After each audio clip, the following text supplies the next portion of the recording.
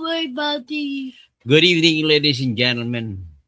Me and Wish are in front of you. Yes, My, sir. my Apo is a handsome guy. You. Yeah, and we will be talking about Duterte. What did that Duterte. mean, Daddy, Tata, Toto? What did that mean? It does mean that we will be talking about Duterte. You know who Duterte is? No. He was the former president of the Republic of the Philippines. So we will just talk about him and his case at the International Criminal Court. Okay? My daddy watched that before. It is actually about the former president Yes. of our country. Oh, no. I draw my name. Oh, yeah, just call But my I draw name my and I'll be name there. here. But I draw my name. Yeah, you can write your name as I will speak. Okay, pasensya na po kasi ang apo ko hindi marunong magtagalog. At kaya ng pag-usapan po natin na yun ay tungkol po kay Duterte. Alam mo ba? Do you know that the International Criminal Court has admitted that they lack evidence against Duterte? Do you know that? Alam mo ba na umaamin ang ICC na kulang pala sila ebidensya laban kay Duterte? Oh, may apo is going somewhere else. Ito po yan at nalaman natin na talaga palang hindi lang maamin ng tuluyan ng International Criminal Court pero lumalabas po sa kanilang mga aksyon ay kulang sila sa ebidensya. Bakit ko nasabi na kulang sila sa ebidensya? Sapagkat po, nag-anunsyo pa sila, nag-aapila sila sa mga Philippine mga police officers, mga law enforcement.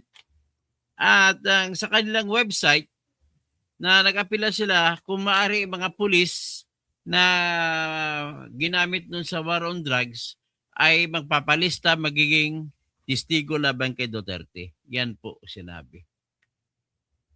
Bakit pa nila kailangan kung may kaso pala sila? Ibig sabihin, kulang kanilang ebidensya laban kay Duterte. Alam mo ba, mga kaibigan ko, sa Pilipinas, pag nagpalabas ka ng warrant of arrest, kagaya niyan sa flood control projects natin, kung nagpalabas ka ng warrant of arrest, ibig sabihin sapat na ebidensya mo. Tinatawag yan ni Remulla na may prima facie evidence with evidence of yes with sufficient evidence of certainty of conviction. Ibig sabihin may ebidensya na pwede na makonvict. Pero what happens in this ICC case? Nagpalabas sila ng warrant of arrest laban kay Digong ay wala pa pala silang kaso. So, napaka-unfair. One thing more that is unfair is that normal lang ho kung kumakaso ang kahit sinong piskal o pulis ay kumakaso lahat po ng may kinalaman sa krimen ay sabay-sabay kinakasuhan kapag may ebidensya na. Pero in this case, hindi sa ICC ay iba. Sa Pilipinas po, pag nagtapos nag-imbestiga ang pulis, may mga ebidensya ng hawak, sinasampahan po yung una yung gumawa ng krimen mismo. Pag-usapan natin ang krimen na murder, ang pumatay mismo yung una nakasentro sa investigasyon ng pulis. At ang pulis kung mag-imbestiga ay wala pa silang kinakasuhan. Sa Pilipinas, sa ngayon, sa pinalabas ni Remulla na memorandum, ay dapat ay magtulungan ang pulis at saka piskal sa paghanap ng ebidensya. At binago pa ni Remulla kuno ang standards ng ebidensya na kailanganin bago isampa ang kaso. Ang tawag nila dito ay prima facie with proof of certainty of conviction. Ibig sabihin sa Tagalog niyan, proof of certainty of conviction ay may katibayan na hawak na sapat para makonvict ang akusado kung hindi na makapagdepensa ang akusado.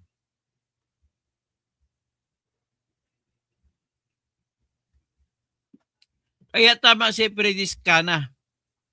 Parang nanluloko lang tayo, piniluloko tayo eh. So, ngayon, dito sa Pilipinas, kung ako yung abogado halimbawa na kinuha ng mga biktima, hindi po ako magsasampa ng kaso. Hindi ko pa umpisahan kung kulang-kulang. Tapos, ang gagawin natin, hanapin natin ang lahat ng kasama sa kaso. At sabay-sabay kinakaso. Kasama ang mastermind. Ngayon, may tanong ako sa inyo. Dapat dating malaman na lahat ng kasong krimen, pati na doon sa ICC, ay ang ginagamit na ebidensya para masintensyahan ang kinakasuhan ay yung tinatawag na proof beyond reasonable doubt. Anong ibig sabihin ng proof beyond reasonable doubt? Walang kaduda-duda yung ebidensya na guilty nga yung tao. Ganon din po sa ICC, proof beyond reasonable doubt. So, sa Pilipinas, sa tagal na po ng aking karanasan bilang abogado sa trial court, hindi ko kayang patunayan ang isang tao na mastermind kung wala akong ebidensya na ang tao ay namatay, ang tao ay pinatay. Siyempre, biron din ibang namatay lang sa sakit. So, kailangan ko mapatunayan na namatay sa pamamagitan ng autopsy report at saka sertifikasyon ng doktor. At kailangan ay makikilala natin kung sino yung pinatay. Pagtapos natin makikilala kung sinong pinatay, sunod na step natin ay alamin natin kung sinong aktual na pumatay. Ngayon, para pag makukuha natin ang pangalan ng tao na aktual na pumatay, kailangan siguraduhin natin na may ebidensya din tayo nagtuturo na direct evidence ang tawag dyan. Direktang ebidensya para magtuturo sa tao na aktual pumatay. Ang hirap po magpapatunay ng krimen kung circumstantial evidence lamang ang ating pagbabasihan. Anong ibig sabihin ng circumstantial evidence? Ibig sabihin, it so happened na nandun ka sa isang sitwasyon, isang lugar, although hindi ka nakita na ikaw pumatay, pero malalaman na walang ibang pwedeng pumatay kundi ikaw lang. Example, sa loob ng bahay nangyari ang krimen, sarado. Tapos, may namatay sa loob. Tapos yung isang tao lumabas sa bahay. Nahuli siya. At tinignan sa loob, walang ibang tao kundi yun lang taong lumabas. Yan po ay tinatawag namin na circumstantial evidence. Sa Tagalog pa, ebidensya na nagkakataon na nandoon ka. So, sino pumatay? Nahuli ka, lumabas ka sa bahay. Hindi namin nakita kung sino pumatay na tao sa loob. Pero ikaw ay lumabas ng bahay. Nagkataon, ibig sabihin, nagkataon na lumabas ka ng bahay na nalaman na may tao sa loob na pinatay. Ang tanong, ikaw bang pumatay noon na nakita? Yan ang tawag doon circumstantial evidence. Pero wala tayong nakita na siya nga pumatay. So, kaya pinupuntos ko, ang hirap patunayan nung nagkakataon lamang. Kailangan direkta. So, kung direkta, makikilala na ngayon natin ang kung sino pumatay. Kasunod yan, hindi po sa lahat ng oras na yung pumatay ay siya lang mismo ang nagdesisyon na pumatay. May tinatawag po na motibo. Lahat po ng klaseng pagsasagawa ng krimen, lalo na yung krimen ng pagpatay, ay may motibo.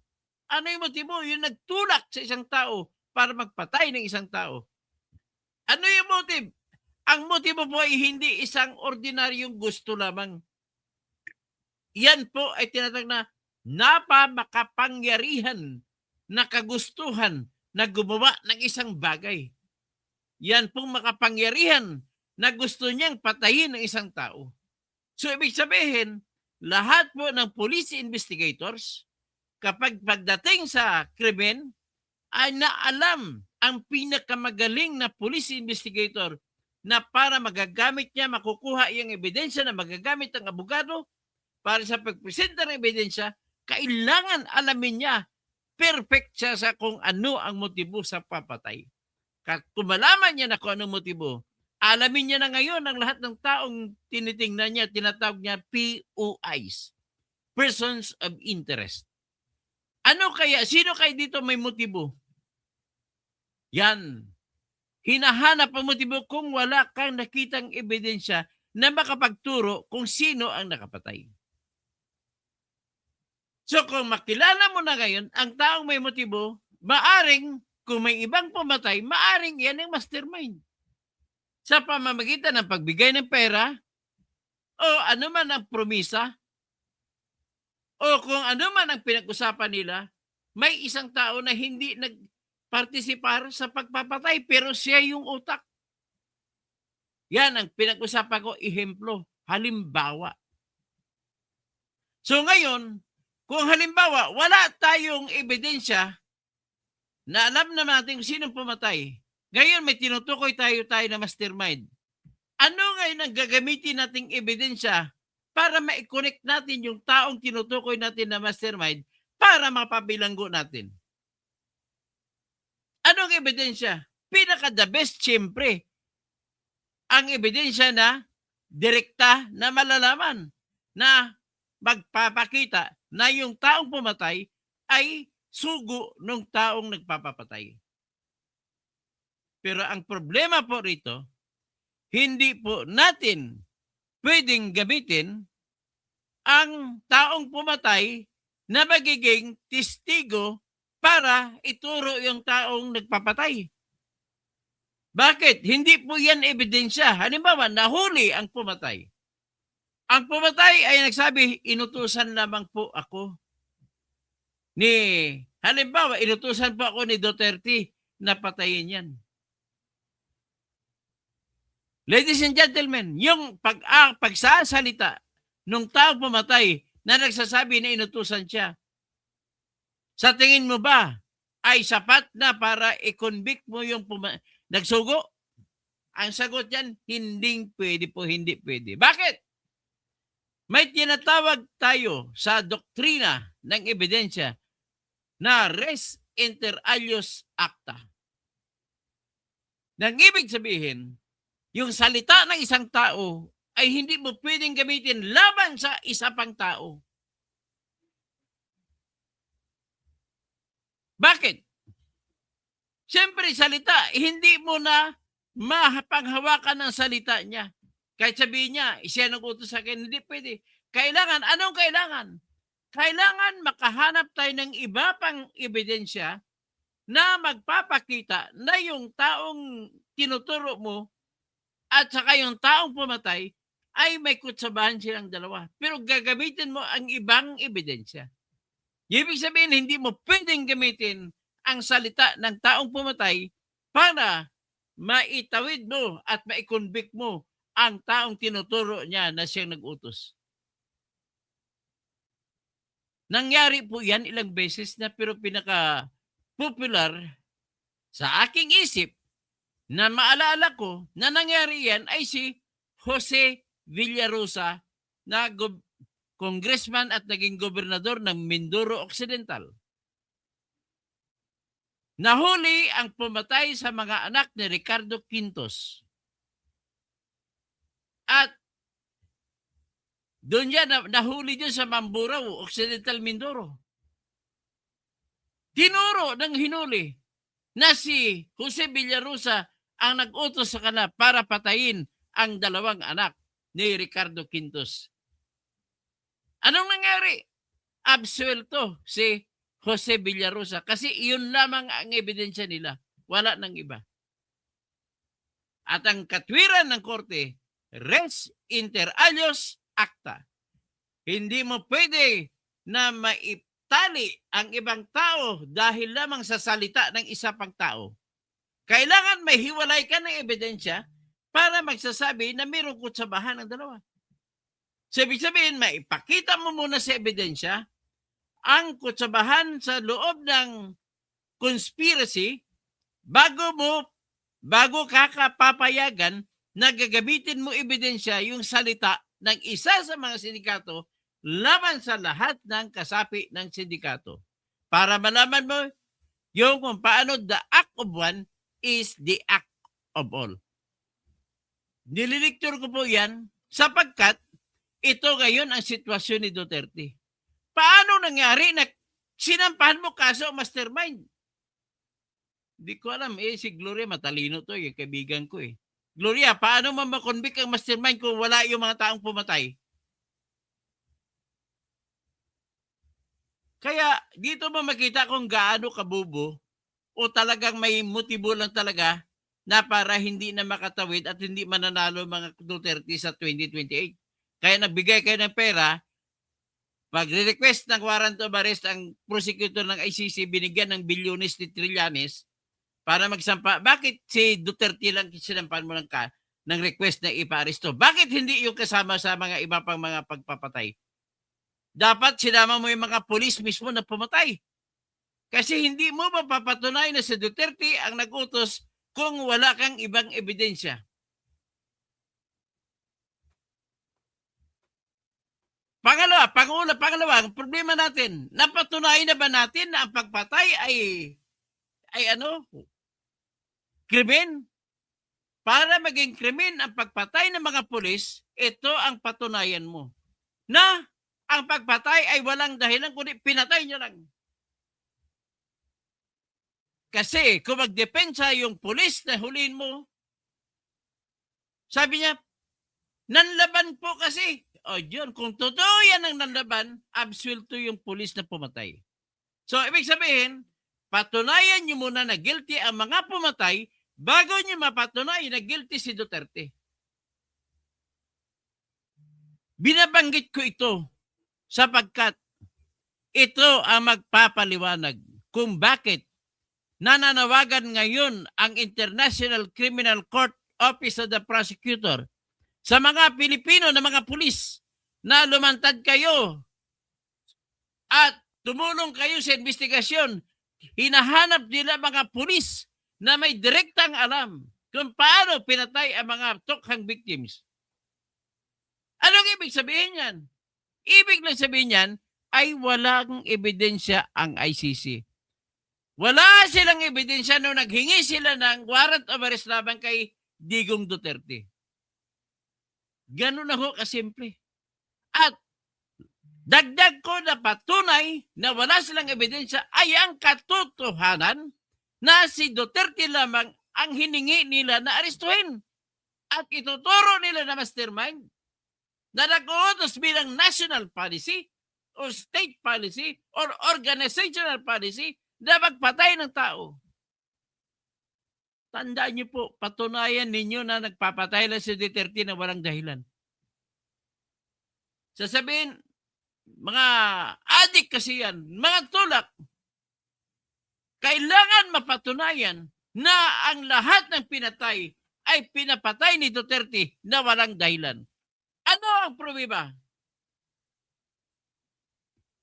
Magsalita kay mga taga-UP dyan na magagaling. Hinahamon kita, Attorney Conte. Hinahamon kita, Attorney Jesus Palsis, na tinatawag na falsus in unus, falsus in omnibus. Hinahamon ko, pati si Attorney Rene Dino de Leon.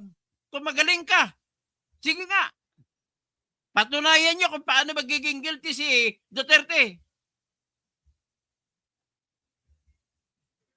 Si Attorney Gabriel Andres. Lumabas ka, magkipagdebate ka sa akin. Ano mga pruweba mo para mapatunayan mo na guilty si Duterte? Bakit? Patunayan nyo kung bakit ang ni-request lamang ng prosecutor ay si Duterte lamang arestuhin. Bakit hindi sabay-sabay pina-request na paaresto ang lahat ng gumawa ng krimen? Hindi nyo po mapapatunayan na si Duterte ay nag-usugo kapag hindi nyo mahuli ang mga pulis na pumatay.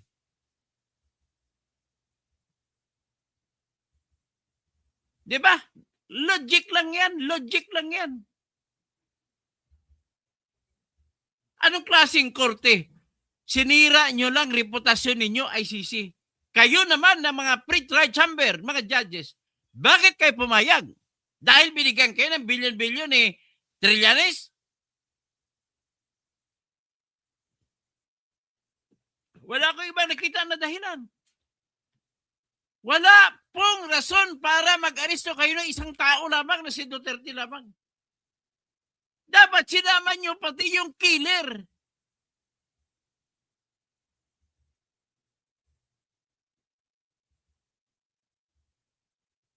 Ang hirap ng ginawa ninyo. Masisira lalo ang reputasyon ng ICC. Kaya ka kayo binababoy ni Trump eh. Binababoy ni Putin eh.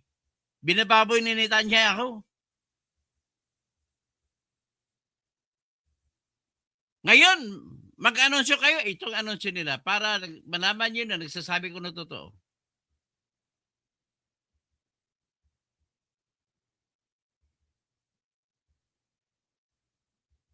Ito pang anunsyo nila.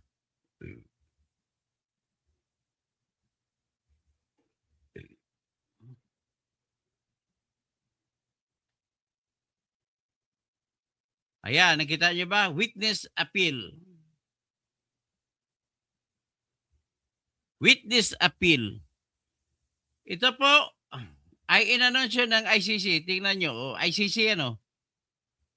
May logo ng ICC sa taas. Papatawag sa witness appeal. Anong ibig sabihin yan? O, basahin ko.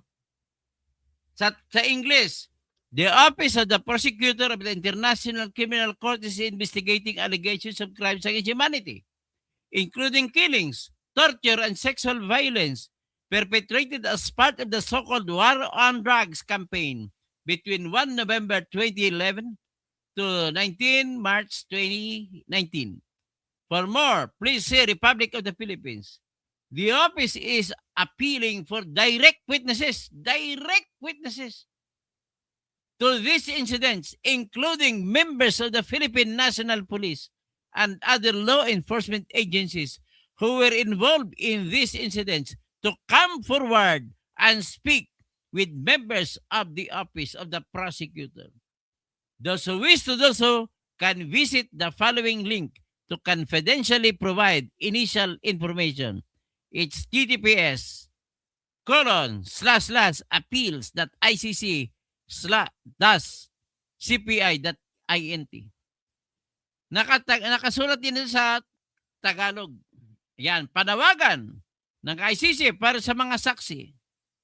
Kalagayan sa Republika ng Pilipinas.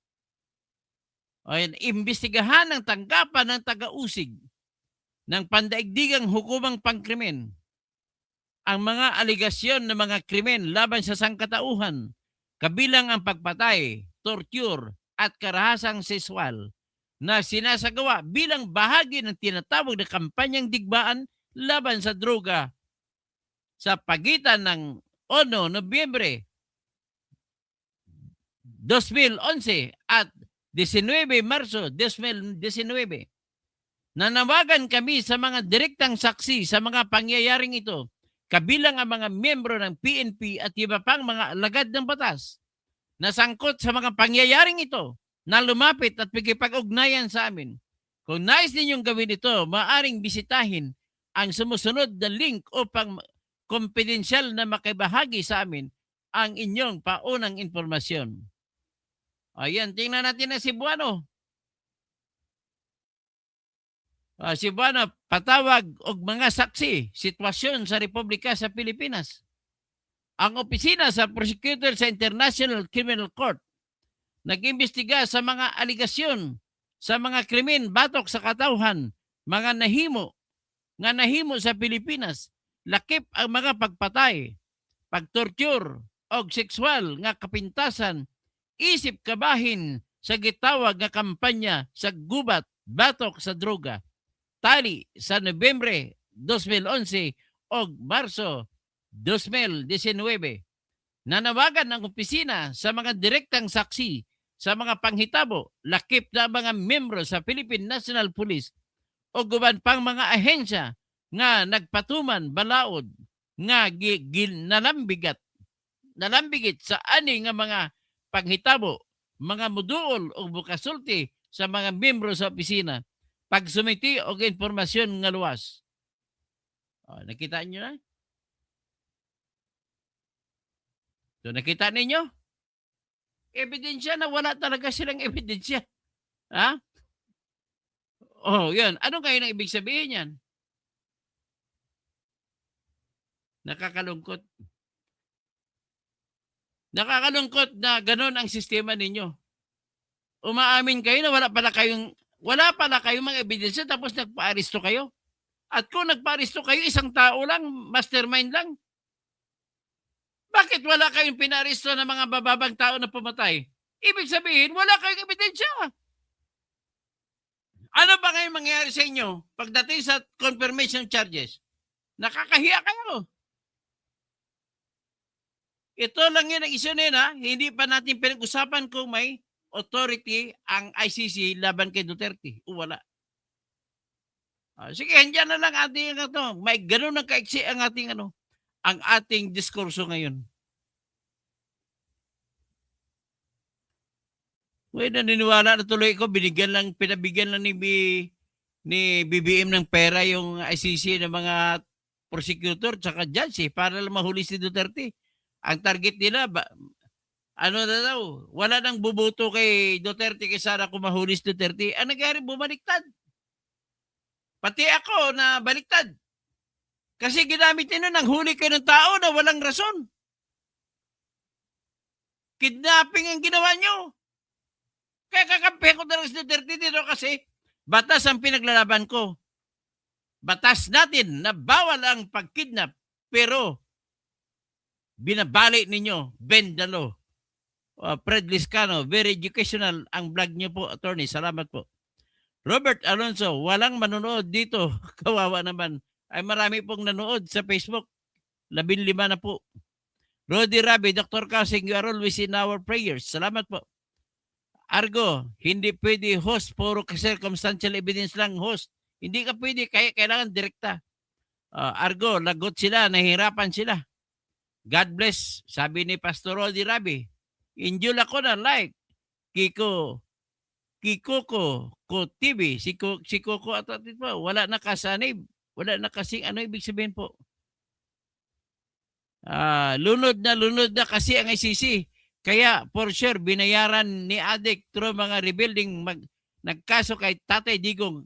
So doon nga sila kumuha ng pambayad doon sa mga mali-malitang pera na diniliver po ni Saldico doon sa Romualdez residence at pinaghatian ni Romualdez at saka ni Bongbong Marcos. At yun po ang ginamit na pinadala doon sa pinadala sa pamamagitan ng cryptocurrency at binigay sa mga ICC na judges at saka prosecutor. So, Gilly Ramirez, good evening po. Good PM Sir Toto, shout out, Virgie Piquero. Maya pabigay sa mga kabalin ko lahat. Baray na banggi sa mga Bicol doon. Mayong gabi sa mga Ilonggo. Mayag gagabi sa mga waray-waray. Tapos sa mga Ilocano na imbang rabi. Maradyaw nga duyom sa mga Surigao doon. Marayo doon sa mga Tausog. Mapya kagabi sa mga Pakat, Agop, Pagari ng mga Maguindanao, Agop Maraw, Virgie Piquero. Bulok na bulok talaga ICC dito. Emi Biray, Virgie Piquero, Conti Calvo, Conti Bubo, Atty. Conti Bubo. Jess Morano, Calvo, tinawag ko Calvo. Galaxy, tama po kayo sir. Jess Morano, ang daming video ni Duterte na umaamin siya. Hindi po yun sapat, Jess, kasi proof beyond reasonable doubt. Ang sinabi niya lang, wala po siyang inamin na video. Sinabi niya lang, kill, patayin ninyo. Basta ng laban. Badje Piquero, ICC, bulok-bulok. Baski Rapallo, magandang gabi po. Attorney, Val, kumusta na kayo, Val? Kailangan gawin na natin ang kaso natin. Jess Morano, billion ni Trillanes, Ungas. Cesar Hugar, maayong gabi. At sa mga taga-Pulumulok, maayong gabi. Raimundo Ribucas, hindi yan sila magdebate. So hindi mga abogado. Kapag hindi sila magkipagdebate, ibig sabihin po, bobo sila. Ganun lang. Siyempre, abogado din ako dati. Magkipagdebate sila sa akin. Yung militaries, Taragis, dapat isama din ng ICC yung mga naging biktima ng mga drug addict. Saan? Paano isasama?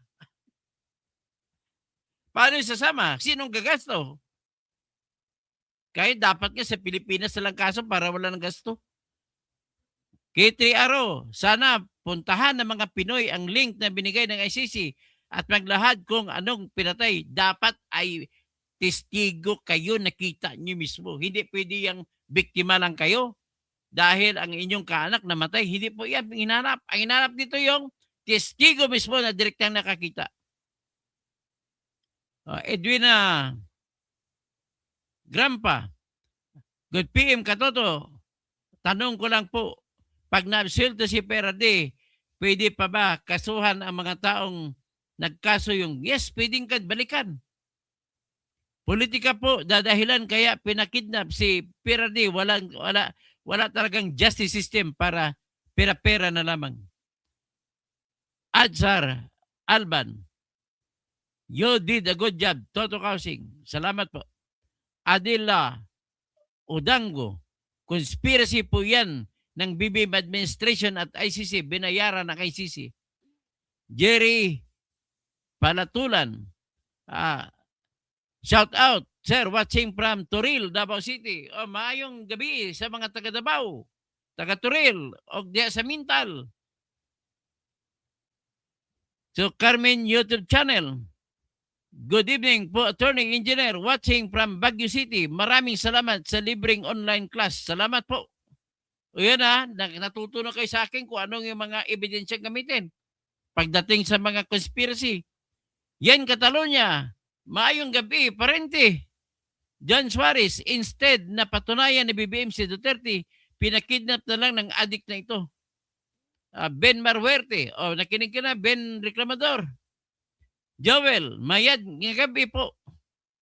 Marilo Lapos, good evening po sir. Ang ganda po ng paliwanag nyo.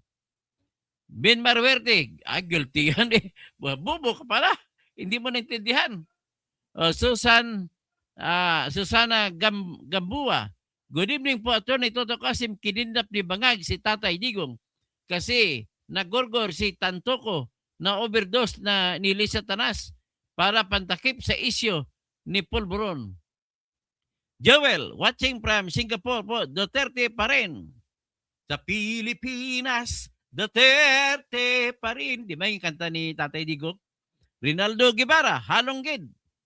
Nats Pacardo, good PM dyan na toto, watching from Marvel. Ay, linti, galupok-lupok age. Taga Marvel, mayong gabi. Mayong gabi kay Vice, Manog Mayor, Bing Pabi, Arakel. LC, Saavedra, ano pang mangyari sa Russia? Di pa ba may warrant din ng ICC? May warrant din si Putin. Vivian Perolin, good evening po, Dr. Kasing. Go, wala kayo palagi at God bless you always. Take care and God bless you. Amen. Vivian Perolin, amen. Amen pala yun. Maayong gabi, Manong Toto. Watching and listening from Nabunturan, Davao de Oro. Full-blooded Ilonggo. Salamat, Gid. Ricky Albay. Tapos si Ben Marhuerte. Kailan ka magtatapik ng Kong Libesti? Natapos ko na si Kong Libesti. Hindi mo rin pakinggan? Sayang. Napakinggan mo sana. Siya, magandang gabi po sa lahat. Lahat siguro, papalakpak siguro mga DDS. Yan lang. Magandang gabi po. Paki-like lahat, paki-like para man magiging mataas ang algorithm natin.